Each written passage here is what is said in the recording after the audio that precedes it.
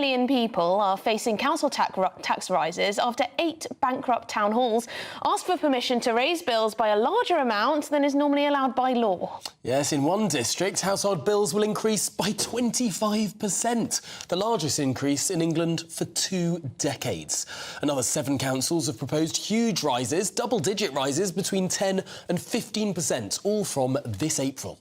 OK, well, we're joined by Head of Campaigns at the TaxPayers Alliance, Elliot Keck. Who better to speak to on this? Elliot, I thought this wasn't allowed. I thought they could only raise council tax by a certain amount.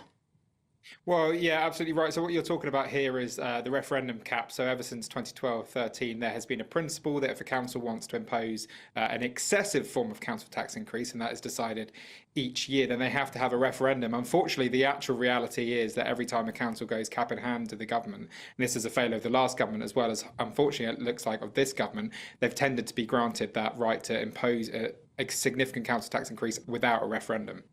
But this means that it's a decision of the government, not just of the local council. So if Oxfordshire County Council want to raise a massive tax increase, or I think it might be Maidenhead that's doing the 25% tax increase, they have to ask the Secretary of State for local government, and Angela Rayner would have to say yes. So I suppose this isn't just about the council leaders, this is also about the cabinet.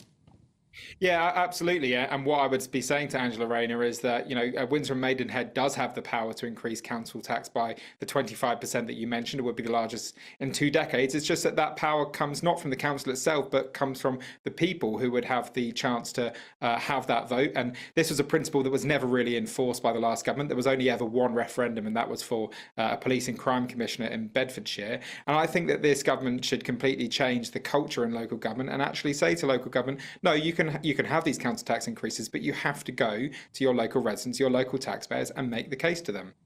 Yeah, I mean, Elliot, just reading here that in Windsor and Maidenhead could be £451 added to the average cost of your council tax. I mean, how can people afford this? I mean, I feel like we're bankrupt as a country, not just our local councils at the moment. How are people supposed to afford that on top of energy costs, on top of rising rent, on top of rising mortgages, on top of rising water costs? I mean, we're just being crippled.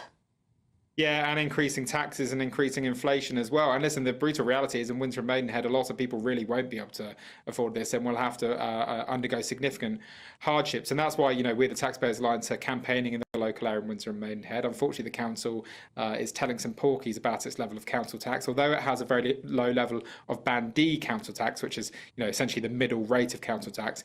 Windsor and Maidenhead is filled with very high band households, which means that the average council tax actually paid is quite a lot higher. Elliot, what's the issue in Windsor and Maidenhead? Why do they need more money? Because I thought Windsor and Maidenhead was doing all right with its money, with the financial side of things. What are they struggling with? Yeah, so one of their claims is that a significant amount of spending has essentially been going through the wrong form of accounting. So they've been classifying current spending as capital spending, and that actually, if that capital spending was accounted for as current spending, they would not be in a financially viable position. So that's their claim. But listen, before they, you know, go to their residents and ask for an extra £450, they need to be looking at whether or not they can make cuts internally. Where else in the country is expecting a pretty significant kick to their finances, to those tax rates? I mean, I think a lot of people watching this will be worried that their local authority is going to be doing a similar thing. So at the moment, I think it's only 8 councils that have said they want to increase it by over 5%, but that actually covers about 4.4 million people. And that's because there's a couple of really big hitters in there. There's Birmingham, there's Hampshire. They account for about 2.5 million people. There's Windsor and Maidenhead, as we've discussed, but there's also places like Slough and Cheshire East. So even though there's not actually that many councils, in terms of the number of people that are covered, 4.4 million is a pretty decent whack, given the population of England is only around sort of 50 million. Yeah, it's going to be a tough year ahead if these council tax rises do come into effect. Elliot Keck, thank you very much indeed. You're the head of campaigns at the Taxpayers Alliance.